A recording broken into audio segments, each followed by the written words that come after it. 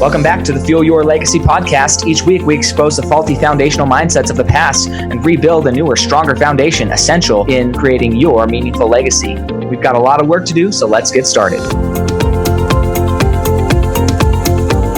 As much as you like this podcast, I'm certain that you're going to love the book that I just released on Amazon, Fuel Your Legacy, The 9 Pillars to Build a Meaningful Legacy.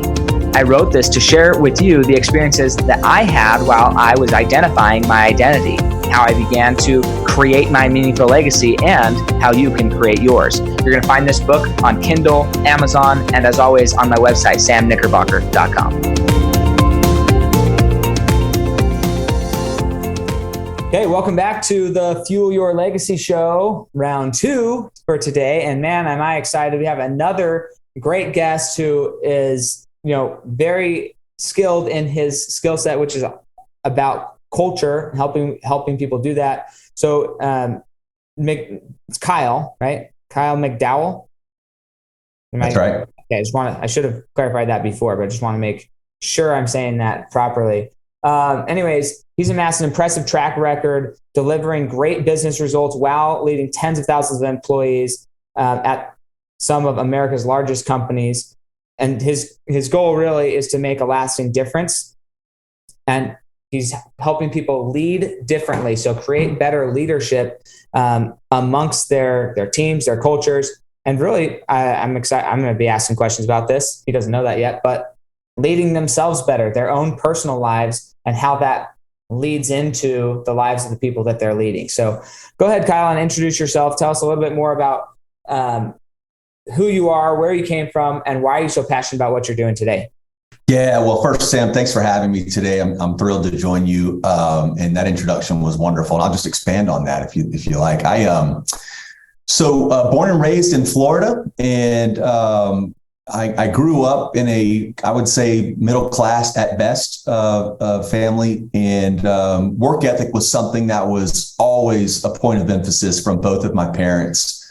I was always taught from a very, very early age that if I wanted something, the only way to get that something, whether it was the new shiny pair of Air Jordans that had just come out, or whether it was, anything that would kind of scratch the itch for me at that moment, I had to work for it. And so I think work ethic is something that was a constant theme throughout my upbringing. And I have to say that's probably a big, big driving force in who I've become, both professionally, but certainly personally as well, because I think, anything worth having in this life is usually a result of overcoming one or more challenges. Like, you got to work for something. Anything worth having is rarely easy to get.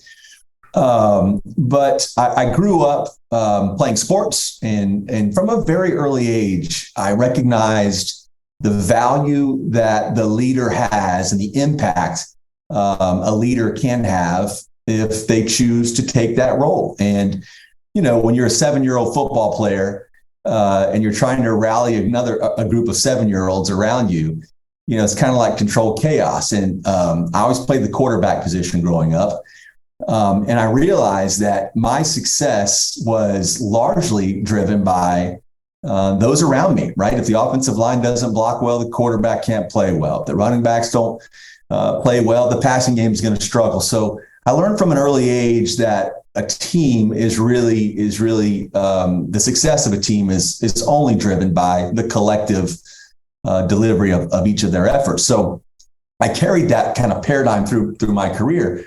I took my first job in corporate America at the ripe age of 18 years old. Man, I actually applied for a role at a local bank here in Tampa that I was 17 years old when I applied, and I rolled the dice that from the day that I applied to the time an offer were to come, if I were to be lucky enough to get that job offer, my birthday would have occurred. And that's what happened. I applied in June of 1993. I got the job in August of 1993. As a matter of fact, 2 days ago would have been my 30th anniversary inside of corporate America. So, but I learned early on in my career that, a little bit of effort goes a long way. And the first 20 years of my career, I methodically worked my way up the corporate ladder. I had bigger and bigger roles. And, to be candid, by most standards, I had a wildly successful career. I had the fancy title great compensation. I led thousands of people around the globe and always delivered great results. There was never a time in my career where I would look back and say, boy, we just underperformed here. It was always driven by great results. However, it was around year 22, maybe 23 of my journey that I realized I was missing things, man. I was doing it wrong. So although I achieved great results and again, by most standards, was very successful, I wasn't asking the right questions, man. And I found myself becoming apathetic towards the environments that I actually helped create, which was a really eye-opening experience for me because it allowed me to see the toxicity that was so pervasive in so many organizations, not only as one who was contributing to that toxicity, but also it opened my eyes to an opportunity to lead differently. It opened my eyes to a better way. And I realized, again, probably around year 23, that I wanted to be the leader that I never had. And in late 2019, I had an opportunity and just had this inkling to put a book together because the previous couple of years of my journey, I introduced some guiding principles that I call the 10 We's and drove a massive transformation of a multi-billion-dollar program with 15,000 employees on my team that changed my life and changed the course of my career forever. These principles changed my life so much so that I felt it was my obligation to put it in text and spread the word of these 10 We's and evangelize them as far and as wide as I possibly could. And ultimately that resulted in what's now a USA Today and Wall Street Journal bestseller. And I spend all of my waking hours evangelizing these messages, traveling the country, speaking. And ultimately that's what brings me here to chat with you today. So that's who I am in a maybe a 3 or 4 minute nutshell. Awesome. Hey, I appreciate you sharing that with me. I got some notes here, but I'm curious with your operation that you're doing now, kind of spurred from the book. The title is Begin with We. That's right. Yeah. So with this book, are you doing coaching, mentoring? Do you now go into companies as a consultant? Like, what's your primary bread and butter that you transferred out of corporate America into what exactly, as far as like a practice? Yeah. So when I realized, so I had a choice, man. I left corporate America in, as I mentioned, 2019, and I was at a crossroad. Do I go back into another big role, try to lead a big transformation, or do I evangelize these principles more broadly? And I chose the latter. So to do that, I launched Kyle McDowell, Inc., which is a firm that we largely focus on public speaking. We also do leadership counseling and coaching, and then organizational assessments, where we'll go into a company, meet the leaders of those organizations, meet different levels of the organization, and come back with basically a binder that says, here are your opportunities. Take them or leave them. They're opinions in many cases. A lot of it's quantified, but so that's kind of the 3 legs in my stool, and that's the speaking, the coaching, counseling, and then the organizational assessments. I have to tell you, the energy and excitement that I get from each one of those activities is wildly different. But where I've been spending most of my time the last several months is speaking. I'm doing 2 or 3 gigs a month. I was just in Vermont yesterday giving a talk to some wonderful folks at Audi. Just a couple of weeks ago, I was giving a talk in California to a school district that's looking to kind of up the vibe, the energy, the culture inside of their organization. So that's how I'm making a living today, man, in addition to the book sales. But, as corny as it may sound, Sam, I have transitioned from this W-2 corporate America guy. This is now my purpose. This is my obligation to spread these principles and these words, not for any type of personal gain, but mainly because of the satisfaction, the fulfillment, and the reignited passion that I watch when I deliver these talks and folks that have read my book. It's really, really a humbling and heartwarming experience that I've been fortunate enough to have. Yeah, no, and I appreciate that. And I think that part of the goal of this podcast is for everybody to be fortunate enough to have that type of experience. Not everybody's going to end up doing the same thing. Not everybody loves public speaking. I love public speaking.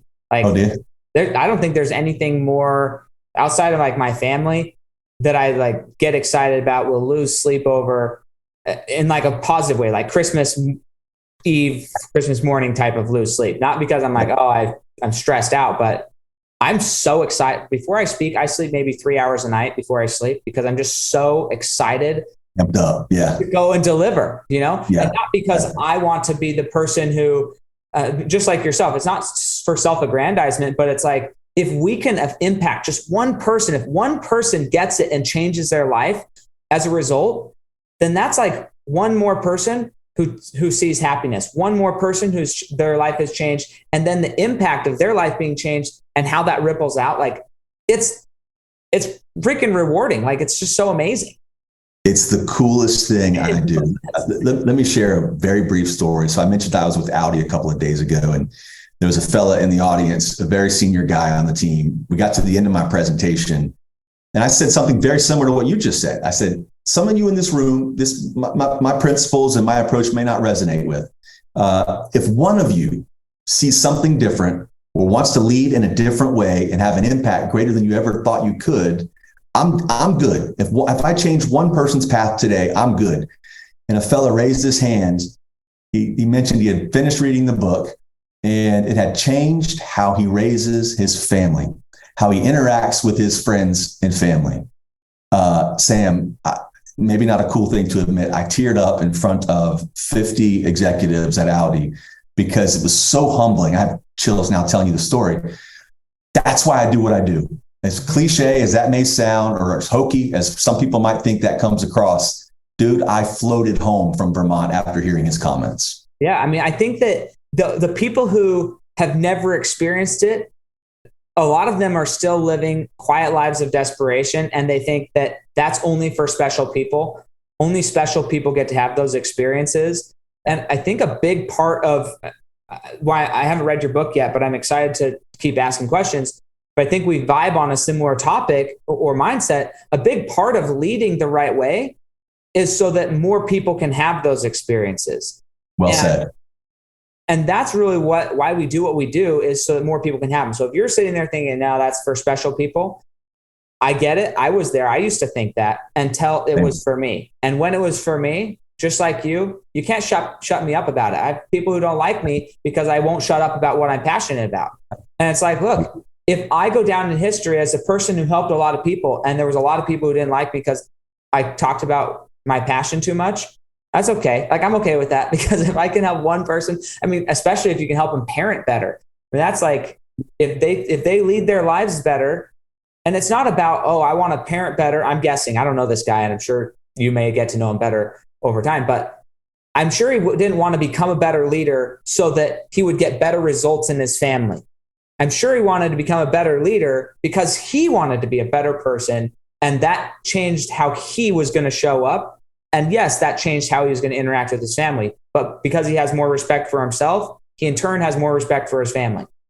You nailed it, Sam. And that has been an unintended byproduct of this journey that I'm on. I set out this goal to write this book so I could kind of rid corporate America of its toxic ways. There's so much dysfunction in the jobs that I had. The bigger the company, the deeper the toxicity runs, in my experience. The unintended byproduct was not only on me, which has been profound, it's changed who I am as a person outside of the workplace. And when I hear comments like the one I just shared with you, that's not the first time I've heard that. So while I approach this from a leadership perspective, and I want organizations and teams to be more we oriented, you can't help but lead that way and have it impact yourself on a personal note as well. And if you're able to separate the two, I think you're a hypocrite. And that's what's I was going to say, I don't think the energy wouldn't work right. If you think that you can lead somebody, but not be the person actually and embody those principles, I think that everybody will smell it from a mile away, and it will even more detrimentally impact. Mm-hmm. At least before, you were open about the jerk you were. Now you're trying to veil it by pretending to be something else. I was literally talking to my wife, Charlie, about this 2 or 3 days ago, because I heard a speaker at the last conference I spoke at. Her name's Jamie Hess. If you ever, anyways, look her up. It was really cool. She trademarked the word gratitudeology, and so her whole thing was like, gratitude changed her life.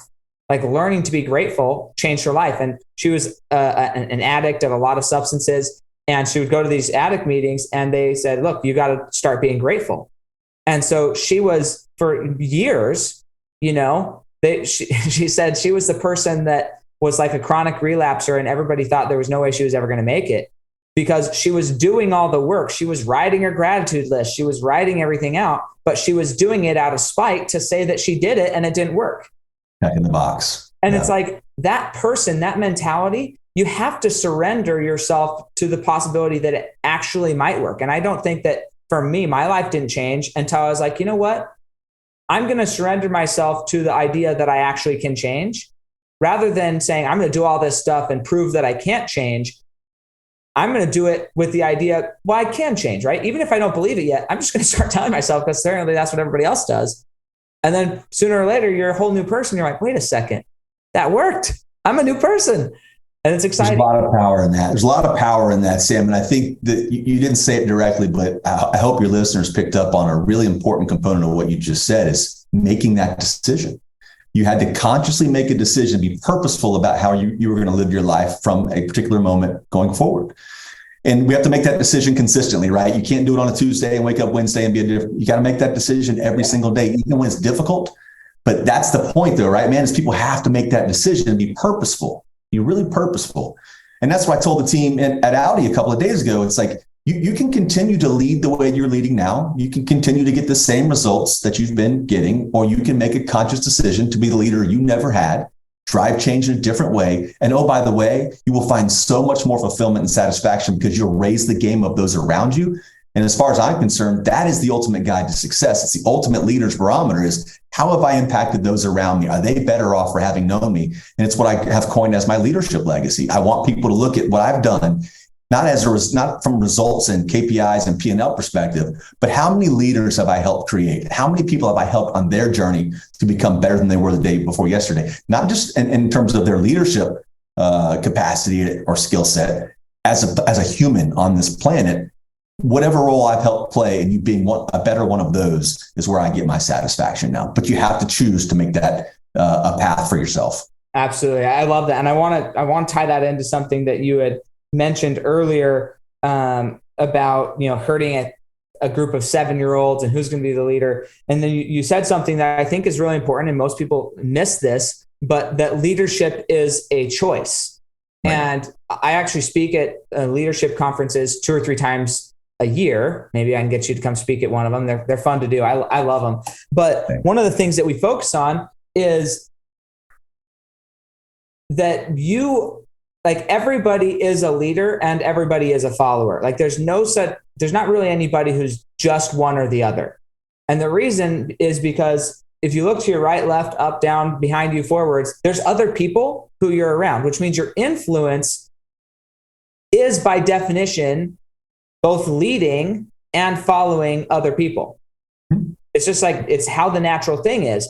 So I want you to talk more about, I don't know all your principles, so maybe this is one of them, maybe it's not, but the idea that everybody is a leader, everybody in the organization is a leader. And once they adopt that identity, how that changes their individual behavior, because they're no longer looking for the positional leader who maybe is their boss or their manager or whatever. But if everybody adopts the identity that they are a leader and their role is leadership, even though they don't have the title, how does that impact the organization? So I'm curious, let's just riff on that. Let's talk about it. Hey, one hell of a segue. And I think it was unintentional, but it was a really good one. So for context for your audience, the principles that we've mentioned a couple of times are called the 10 W's. There are 10 statements that I've coined to be our guiding principles and our path to a culture of excellence.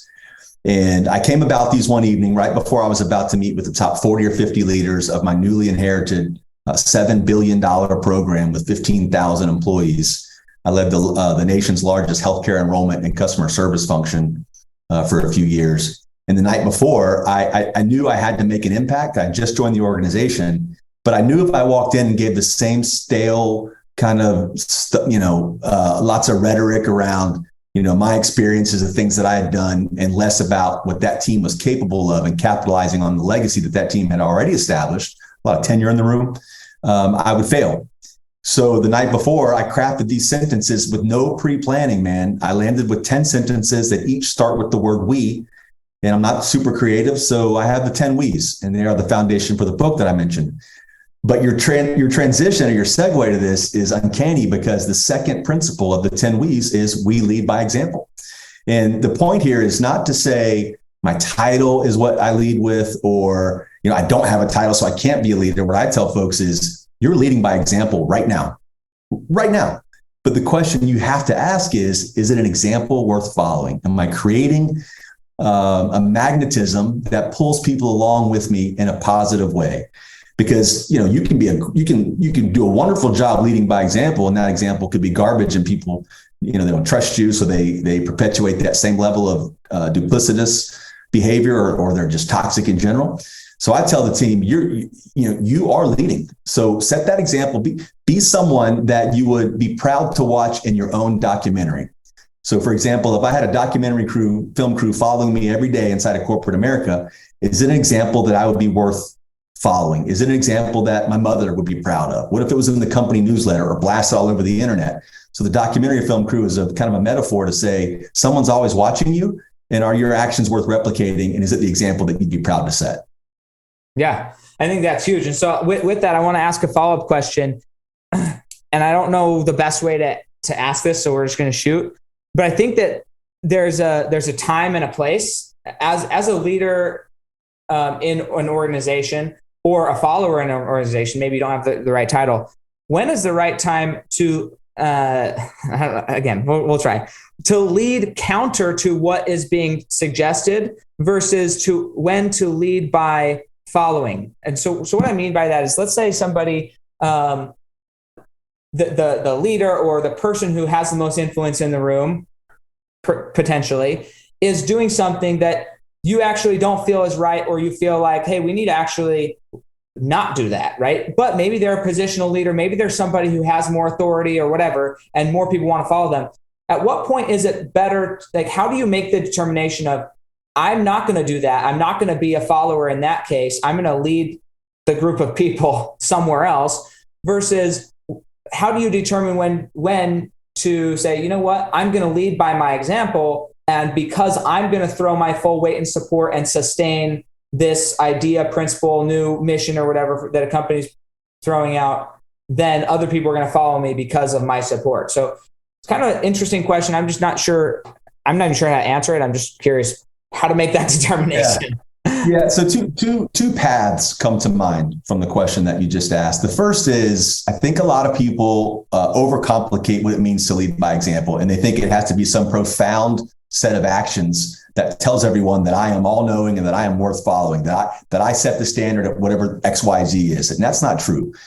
You can lead by example. My favorite example, when I'm before COVID and we had, so much work from home, but even now in some of the offices I visit, is I can walk through the office with my head down staring at my phone. And I've just led by example. And the message that I've sent is, whatever coworker or colleague that's walking towards me, they are not as important as whatever I have going on my phone. And that's garbage leadership. Doesn't have anything to do with my title. It just says that I don't think you're important enough to even make eye contact and say hello or good morning to you. So I think we over-index on what it means to lead by example, first of all. Second of all, the second path that comes to mind when you ask the question is something that's got to be handled very delicately. And I'm not naive to this. So if you and I are on the same team and we're in a group setting with a bunch of our peers, and the senior person in the room is kind of pontificating on a path that we're taking, and you or I disagree with that, I'm not naive to the fact that we both have bills to pay. We've got obligations we got to meet, and we understand that in a lot of environments, it is not encouraged to raise your hand and be the voice of dissent.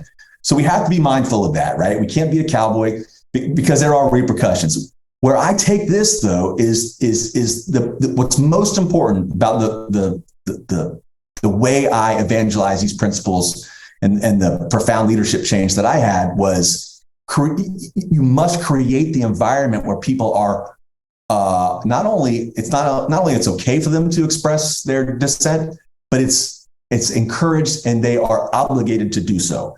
So, I have another principle that is, we own our mistakes. A mistake, we don't judge people by mistakes in my circle. We judge them by how quickly they remedy the mistake and if it's repeated. We have another principle that is, we pick each other up when someone else makes a mistake, or they're in a bad way, they've got something going on outside of work that's slowing their progress or their success inside the workplace. We got to pick those people up.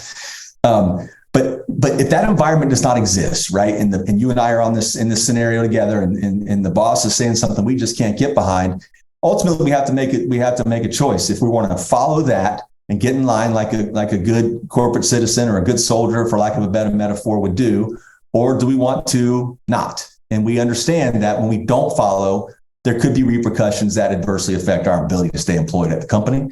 So it's a delicate balance, man. But that's why I think in any position, any title, any company, the goal is to create an environment free of fear, void of apathy, and people can actually be their true, authentic selves. And we can agree to disagree diplomatically. We can call each other out on each other's development opportunities, of course, very diplomatically. But that environment must be there before we just start leading by example in a way that is contrary to our leadership, because the repercussions could be so drastic that we're asked not to come back the next day. And that's not a good scenario, obviously. Right. And that's not the desired outcome. That desired outcome, I think, is not by everybody. And this is what's so fascinating. Is like some people, they just are lazy and they don't want to do what they're being asked to do. And those people, raise your hand so we can get you out of here. You're a low performer, but I think that there are some times where people just view things differently. And so then sometimes company policies or whatever go into force. And it's like, you get to choose. Do I just stay on the sidelines and not publicly disagree, but maybe my lack of public disagreement is taken as agreement. But then when you actually examine my personal behavior, I'm not doing what I don't feel right to do, but I never vocalized that. And so then that's an issue. I think that going through this conversation, I think that if there's not a culture already established where you're allowed to disagree, I probably would go have a private conversation with the leader. I think that's probably the best. I don't know. That's probably what I would do. I completely agree with you, Sam. It's unfortunate, though. Many leaders are not even open to the conversation, and there is retribution and there will be repercussions if you voice any type of dissension. And that's a real shame. But you said something that reminded me at the beginning of our you just said something that reminded me of a comment you made at the beginning of the conversation, or something we touched on, that is making the conscious choice to be a leader that you never had, or to be the person that drives change regardless. So many of us, me included, the first 20 plus years of my career, I was focused on results and the dollar. Was not focused on the impact I could have on people, which when we do that, when we reprioritize and focus on our impact of others, the dollars come, the results come, because you have a team now that is aligned with you instead of in competition with you.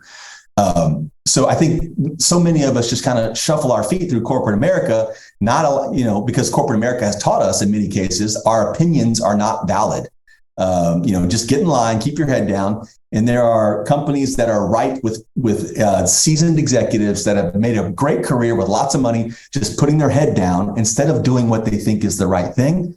They're just yes men and women. And I think that's a soul-sucking way to go through your career, because if we're asked to lose our authenticity, we lose the diverse perspectives, the experiences, and we lose options and opinions that may take us down a different and better path.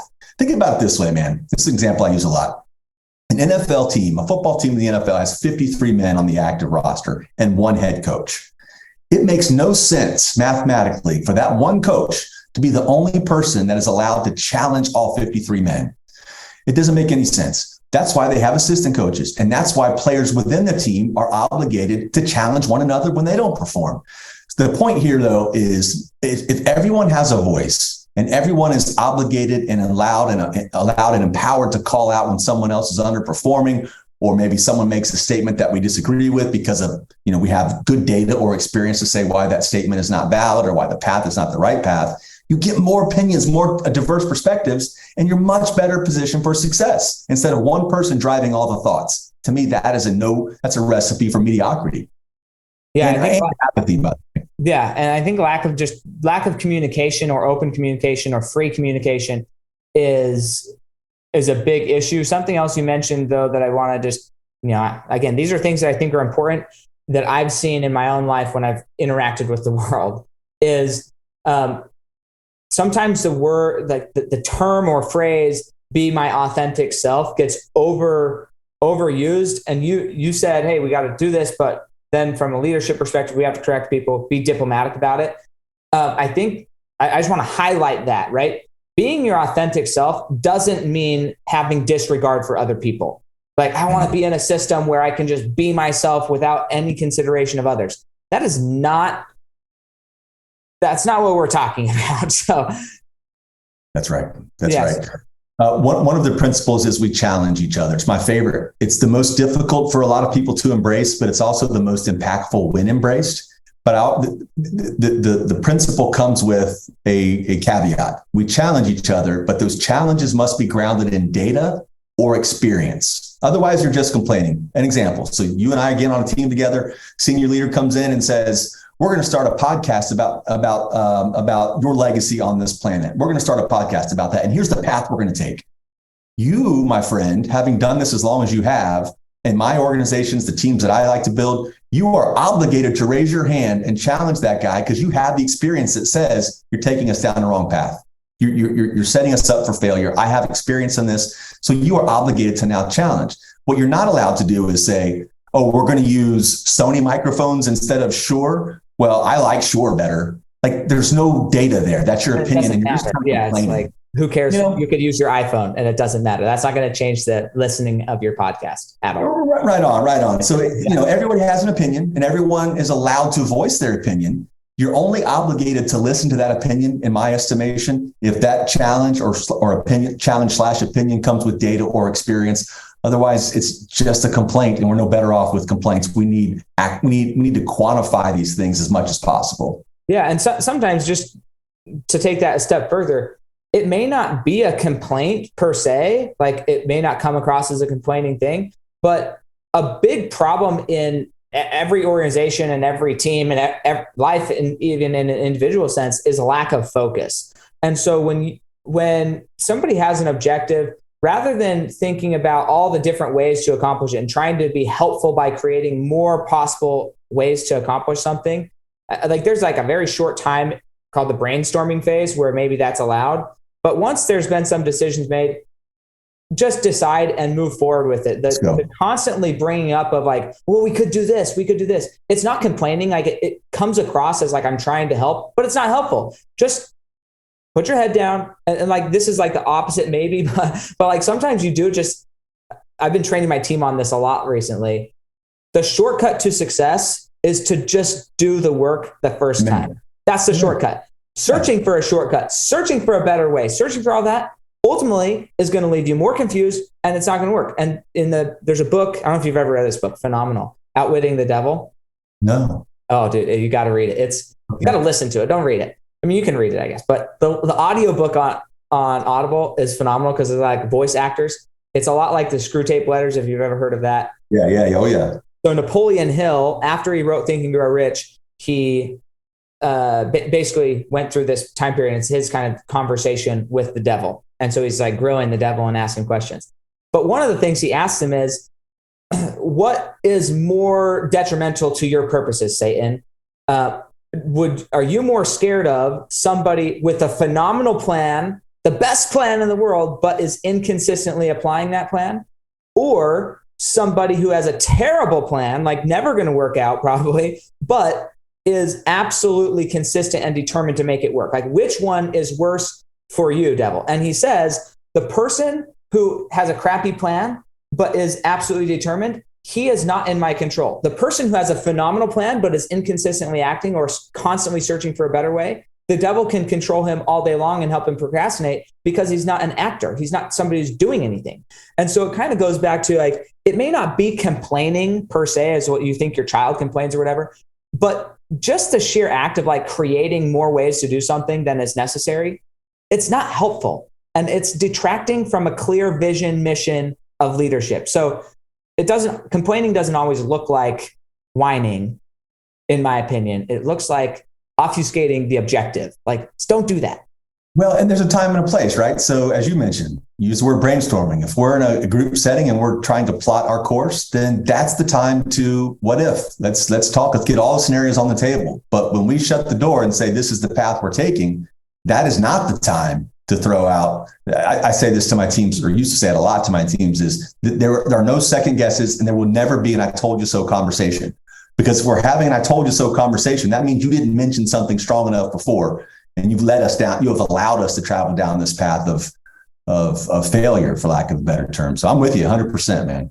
Yeah. So anyways, just something to think about. So if you're on Facebook, we're going to sign off Facebook. We got a few more questions for Kyle here, but you can listen to those on the actual episode when it gets released on Apple, iTunes, Google, Android, whatever you listen on, Spotify, and on YouTube as well. So anyways, we'll talk to you guys later. I've got a few more questions for Kyle.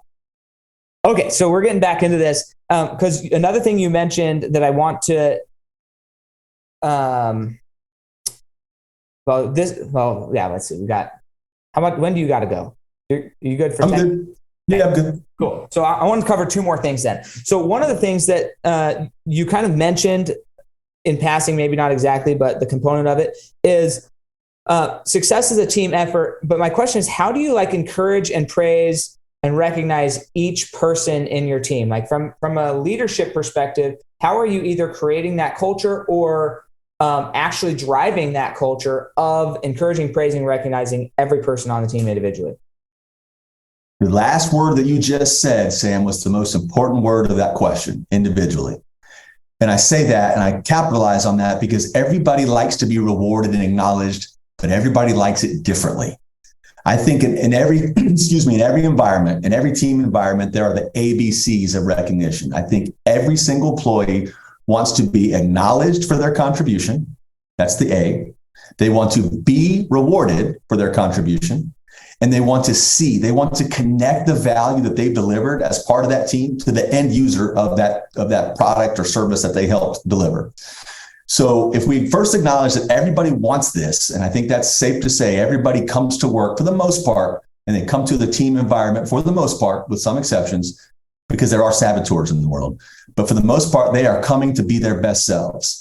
And when they deliver on something that has been an agreed upon outcome or a path that we've decided and they've executed on that path, you need to reward them in a way that's consistent with what they value. Some people, they like it. They like an attaboy or an attagirl, appreciate you, but they want it off stage. They don't want it in front of other people. They don't want to be in the company newsletter. They just don't like that source of attention. Other people, they thrive on the public endorsement. So how do you do this is the question you must ask. And the only way to do this effectively is to get to know your team, know your team members, know your teammates. What drives them? What makes them happy? Maybe one person on the team, the best way to show your gratitude for them is on a Friday afternoon, they want to go hang out and spend time with their grandkids. Well, acknowledge that, but you'll never know that if you don't get close enough to ask that question and them feel close enough to share that with you. So get close to your team members, understand what makes them tick, understand what they value, and understand how they like to be valued, and then do it individually for each one of them as those times present themselves. Awesome. I love it. And so then this last question here is, again, these are I don't know where they're going with these, but I just want to know that my favorite kind. What your thoughts are on it. So as far as leadership, right? We've talked about being a leader versus follower and how that play and dynamic might happen inside of a team, whether you're the leader or you're part of the team, maybe you're just brand new. When you joined that last role in that company, you went out and you made a conscious choice, right? I don't want to be like every other person who's been in this position. I want to do something different. Now, are you fully aware that the people who just hired you want something different? Maybe they want you to be something like what they're used to. Maybe they want just a babysitter rather than an innovator in that role. But that's a choice where you maybe had a little bit of knowledge for how am I going to be set apart and different in that role? So here's what I want to know. How much of leadership do you think is imitation versus admiration or adoration? Well, I don't know that I'd categorize it in any of those terms, candidly, because imitation implies that you're being anything other than authentic. And I think if you want to establish trust in and among your team, authenticity is huge. And I think it is exponentially greater when it's married with relatability, because I think authenticity plus relatability equals trust. So if I'm imitating someone else or being something that I'm not, that gets, as you mentioned earlier in this conversation. So I'm going to push back a little bit because I want to go deeper on this. Okay. So when I'm talking about imitation, I'm not necessarily talking about imitating. I'm not talking about conscious imitation. And the reason this comes up, right, in a family setting, I tend to, before I got conscious of it, my discipline style, my leadership style inside my house was how I saw my mom and dad leading our family. So then when I started a family, or when I became a leader in it, even amongst my brothers and sisters, I just naturally, thus being authentic to who I thought I was being, was leading in a way that I had previously seen or was programmed, for lack of a better word, to lead. So you can still be authentic, but still be leading in an imitative way. And so how do you separate that and say, look, rather than leading off of just what I was programmed with, being more intentional about your leadership? Does that further clarify the question? It does. And I think where you and I got sideways is just on the term imitation, right? Because when I hear imitation, I think anything less than authentic. So in the way you framed it, using the word programmed, I think is much more appropriate. Okay. So it depends though, right? So let's continue with your same example, right? So if you are exhibiting and leading in a way that you were programmed to do, but let's pretend the results are not good. So whether it's parenting or whatever the scenario is, right? The first thing we have to recognize is what I'm doing is not working. So the imitation in this scenario clearly is not working. I got to do something different. So the point here, back to relatability, right, is we've got to lead. Like I would lead a team in one of my businesses today very differently than I would lead a team in a different business that I'm associated with today, because they're different profiles of people. And to be relatable to them, I have to talk and work with them on a level that they can connect. We can connect with one another. So I'm not going to imitate anyone. I've got to lead in a way that relates to their paradigm, that resonates with them. So I think as long as you're being true to yourself, regardless of how you've come about those principles, your approaches, whatever your paradigm is, however you landed on that, whether you went to some fancy business school or whether you grew up in the school of hard knocks or whether you observed it in your parents, whatever it is that got you to the place that you're at and how you're behaving and leading, you must continually assess. Is it working? Is it impactful? Am I helping those around me? Because regardless of how you got there, if the answer is no to those questions, you need to reevaluate it and do some serious self-reflection that maybe a different path is the better path. Yeah, I think that is the key, is you have to be willing to look at the past, the assessment, and say, hey, where am I at? Is this where I want to be? And then is it working? Because if it's not working, then you got to change course. And a lot of people, so they have, one of my speeches that I give is that hindsight isn't really 2020, right? We always have this hindsight's 2020. It's like, no, hindsight isn't really 2020. And the reason it's not 2020 is because most people are so freaking happy to get rid of their crappy past that they forget to inspect it. They forget to actually learn from it. They never actually turn around and look at their past. So hindsight isn't 2020 in life. We think it is, but it's not, because people aren't actually learning. If hindsight was 2020, we would go back and say, okay, how did we get that crappy result? Rather than just oh yeah, that happened. I wish that wouldn't have happened. Rather than looking at the result and saying, I wish that wouldn't have happened, we got to inspect, how did that happen? Why did it happen? And how are we not going to have that happen again? That's the only way it becomes 2020. Otherwise, it's just a crappy, blurry vision of the past. And we just continue to make the same crappy mistakes moving forward. And so it's kind of an interesting thing, but I think that's huge. The assessment of, is this working or not? And you have to be open to the fact that you have to be willing to change, and that you can change, and that not every situation deserves the same type of leadership. And that's huge.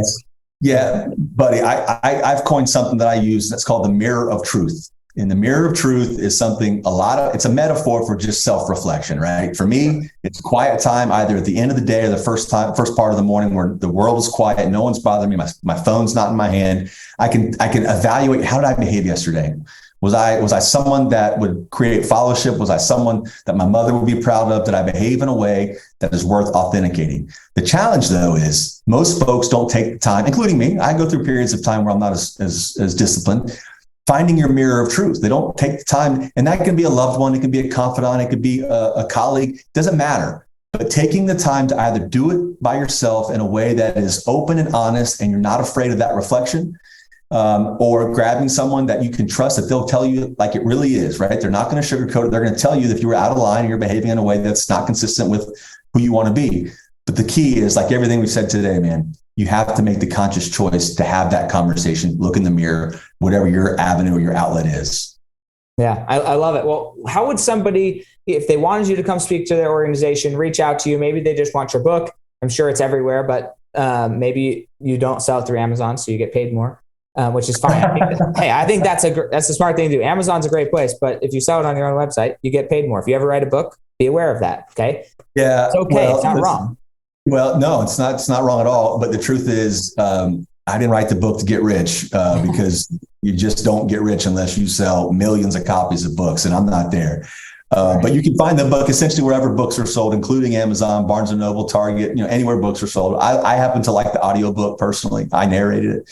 I think it has a little bit more energy than the pages as you flip through them. But so pick the book up. I would encourage anyone to grab that. You can find me at my website is KyleMcDowellInc.com, and I am on nearly every social channel at Kyle McDowell Inc. And the value for me anyway, man, of being on these social channels is interacting with people that either have questions about the book or have read the book, and they either don't get it or they think I'm kind of all unicorns and rainbows, and they bounce scenarios off me. And that's where those interactions have been invaluable to me in helping continue to spread the message. So I'd love to hear from your audience if there's anything I can do to help aside from the book, leadership journey questions, personal journey questions. I love those interactions. I welcome them. Sure. Well, awesome. Hey, go and check out his website, and we'll catch you guys next time on the Fuel Your Legacy Show. Thanks for joining us. If what you heard today resonates with you, please like, comment, and share on social media. Tag me. And if you do give me a shout out, I'll give you a shout out on the next episode. Thanks to all of those who've left a review. It helps spread the message of what it takes to build a legacy that lasts. And we'll catch you next time on Fuel Your Legacy.